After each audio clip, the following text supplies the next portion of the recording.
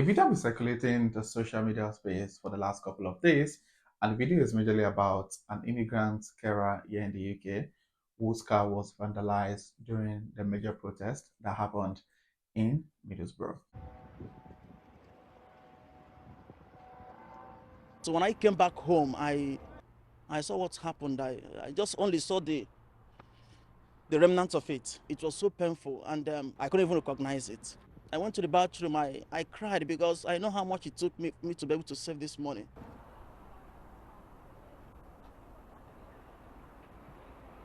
It was a devastating moment for me and traumatizing also, because the question I asked myself, what am I even doing here?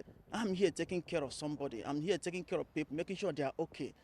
And it's like a dream, a good dream coming to the UK, which then turns into a nightmare. I didn't want Brendan to have this image of England and that people are like this, and hopefully his faith in humanity is being restored. Now, it's quite sad to see that this event happened and, people's properties, people's life were actually lost. And yeah, what has the situation of thing at the moment? And based on, the intelligence the police got a couple of days ago, there's actually 30 planned protests that will be happening across different towns and cities in the UK. So this is just another cry for everyone to please try and keep safe. Now, about this, immigrant carer that was, whose car was vandalized and destroyed, set ablaze. Now, it's quite sad that this situation happened. However, it's really exciting to see how people are actually, standing up to help this individual. According to him, he went for a 12-hour night shift, and by the time he got back, he discovered that his car has been set ablaze, and he could only see, the remnants of that car. So it's quite sad for him. According to him, he was traumatized, and he said he went down to the bathroom and wept, which can be sad, especially if you live here in the UK. You can imagine how difficult it is, not being mobile, having to like rely on public transport and all of that. It can't really be so disheartening. But what is exciting about this story is the fact that, despite the fact that this person lost his car, a fundraiser was raised for him, and it was quite good to see that people actually, willing to help, despite the fact that this person was an immigrant carer, and contrary to popular opinion that immigrants are not welcome in the UK, the truth is we are welcomed. There's so many people who are actually looking out for immigrants, regardless of how the situation is right now in the United Kingdom. Now, according to the fundraiser that was, set up for this, immigrants whose car was vandalized, as at 2 hours ago when I last checked, they've been able to raise almost £40,000 on the fundraiser, which is quite exciting, really.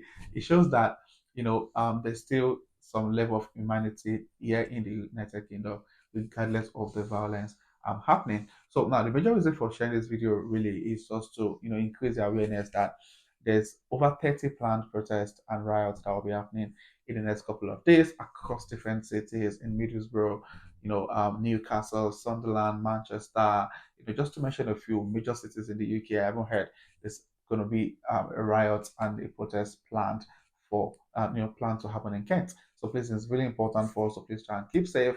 And there are loads of videos that are really disheartening on how things are happening right now in the UK, the violence, the level of hate being displayed by people who have no reason to hate others, but they are just being propelled to do so, and it really really been sad. For more scenes like this, police are aware of 30 gatherings and are preparing for a day of disorder.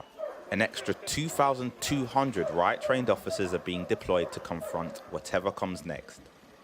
After days of a fray on the streets, the Prime Minister chaired a second meeting of the Emergency Cobra Committee. Over 400 people now have been arrested, 100 have been charged, some in relation to online activity, and a number of them are already in court. And I'm now expecting substantive sentencing before the end of this week. There are dozens already in the court system as a result of the unrest. Many more will join them. And these are the faces of some of those who have already pleaded guilty. Among them 21-year-old Bradley Mackin, who admitted violent disorder and possession of cocaine and heroin. He was arrested after what police said was serious and sustained violence when hundreds rampaged through the centre of Sunderland on Friday night. And some have been sentenced. In Manchester, 18-year-old James Nelson jailed for 2 months for smashing the windows of police cars during a disturbance in Bolton. Sunday's attack on a hotel housing asylum seekers in Rotherham, condemned as terrorism by a former police chief who once led the country's response to the issue. It's very difficult to prove ideological intent when you're talking about terrorism, but I think it should be a warning to people who want to get involved in these offences that this is becoming a national security issue. The sentencing of some of those who admitted rioting where violence first erupted in Southport has been brought forward. The unrest has its roots in the town where just over a week ago, Alice De Silva Aguiar, BB King and Elsie Stancombe were stabbed to death in a brutal attack. Southport is a closely knit community that have continued to come together to support the families of the 3 girls who went to dance and never made it home. The reminders of their innocence here in the town centre, a contrast to the images of anger we've seen across the country. This service for Alice was the first of many memorials and ceremonies for a community in mourning. It ended with a balloon release and a chance for the people of Southport to embrace loved ones. This family and 2 others have suffered losses that are chaotic happenings, across different cities because of this far-right protesters. It's also exciting to see, so many people in the UK also, lending their voices to help, raise a counter, opinion or a counter effect on what is happening at the moment. Now, I've been seeing videos across, different parts of the UK on the anti-racism and anti-fascism across the UK, especially in London. I was glued to some of those videos online, in the last couple of hours, and it's quite exciting to see that people actually lending their voice and standing to make sure that the right thing is being done. It's really, really quite exciting to see that. And most organizations also in the UK are really very supportive. I remember getting a call from my line manager. I work majorly remotely, but I go to the office once in a while just for some meetings and all of that. And I was quite excited to get a call from my manager. That was 2 days ago, and she was like, "Oh, Dan, there's a protest happening, and there's a planned protest, that's going to hold in the city we are now, and they actually encourage every worker to try to work from home. If there's no reason for them to be in the office, they should just stay at home and work from home." So it's quite exciting to get that level of support. And trust me, I really don't take such for granted, because we've had news of people who went out there and got attacked. We even had a video of 3 children that went for dancing lessons and they got stabbed and died. So it's quite a scary one and disheartening one, but that's just the reality at the moment, and we need to try and keep safe. So when I got a call, a call from my manager saying, "Oh, stay at home, don't bother coming to the office.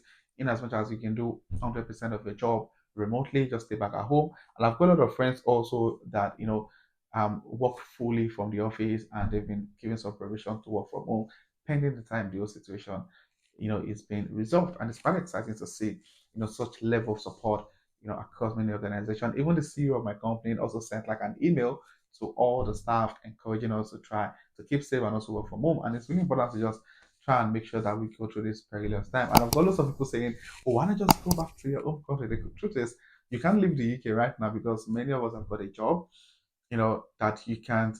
The fact that there's a riot in the UK doesn't mean your bills is going to stop. So if you're asking people to put a pause on their life because of the riot, yeah, I understand safety is first, but it's central statements that in as much as there are other measures to stay safe, why not annex those measures instead of running and trying to go back, leaving your job and your bills, increasing without you having any. But anyway, that's really the situation of things at the moment, and we're hoping that everything really goes well. And I'm really super excited about this video, of the anti-racism and fascism campaign, going across the UK at the moment. Here on this street, Julian, is that it was reported that there would be a protest here outside this immigration centre, this asylum centre, by anti-immigrant protesters. What's actually happened in the last hour is that hundreds of people have come out to defend this asylum centre, chanting, "Migrants are welcome here, refugees are welcome here." They're banging drums, they're standing at the entrance to this former church and saying that they will do anything to defend this building. The organisation is made up of churches, church groups, neighbourhoods, unions, all sorts of people have come out today of all ages. You can see there is a police presence, and Graham Wetton was mentioning how that actually works, and that's certainly if there's any major riots happening in the city you live in, please put in the comment section. This might help people. This might help us increase our awareness so people are aware that there's really something happening in my city. There's going to be a protest happening on the 10th of August, which is on Saturday. And please try and keep safe if you're in in the northeast. If you're in Newcastle, Sunderland, Middlesbrough, please try and keep safe. There's a lot of riots going on in these cities. If you're in Manchester, please keep safe. And just cities across the UK, please try and keep safe. Just make sure you're updated and go online to check out what is happening across different cities, just so you're aware if there's any issue happening close to where you are, and you can try and keep safe. So yeah, that's what's happening right now. Here in the UK, and how some immigrants have been attacked, and how we can actually try and make sure we help each other keep safe during this trying period. All right, so I hope you find this video informative. If you do, please click on the like button, and I'll see you guys in my next video. Thank you.